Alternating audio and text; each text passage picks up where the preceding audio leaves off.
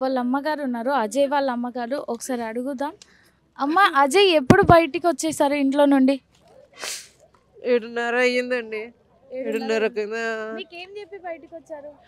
ఫ్రెండ్స్‌లో ఎంబడి బయటికెళ్తున్నాను అన్నాడండి. మీరు ఇక్కడికొచ్చాక కాల్ చేసారా? చేస్తే ఈడ ట్యాంక్ బండ్ కాడ ఉన్నా వస్తానన్నాడు ఒక 2 గంటలల్లా.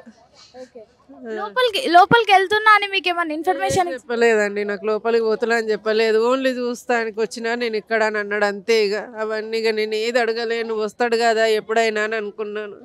వాళ్ళిద్దరు ఫ్రెండ్స్ కూడా వెళ్ళారు కదా, వాళ్ళేం చెప్తున్నారు? వాళ్ళ ఫ్రెండ్స్ నాకు తెలియదు ఆయన ఎంబడి వెళ్ళిండని.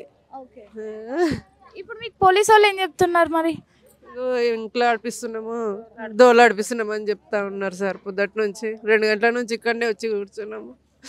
ఆ, 2 గంటల నుంచి మబ్బులేరండి. మీరేమైతారమ్మా? నేను వాళ్ళ అత్తని.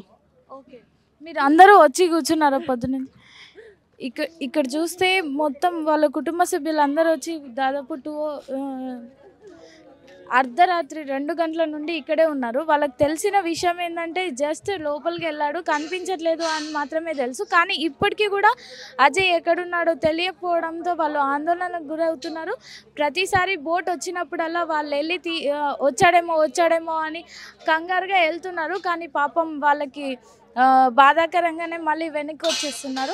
ఇంకా వాళ్ళ కుటుంబ సభ్యులు ఉన్నారు, వాళ్ళతో ఒకసారి మాట్లాడదాం. వాళ్ళ నాన్న వాళ్ళు ఎవరైతే ఫ్రెండ్స్ ఉన్నారో వాళ్ళతో ఒకసారి మాట్లాడి చూద్దాం. వాళ్ళ ఫ్రెండ్స్ ఇప్పుడు ప్రస్తుతానికి గాలింపులో వాళ్ళకు హెల్ప్ చేయడానికి, అంటే అజయ్ ఎక్కడైనా కనిపిస్తే చూద్దామని చెప్పి లోపలికి వెళ్ళారు గాలింపులో.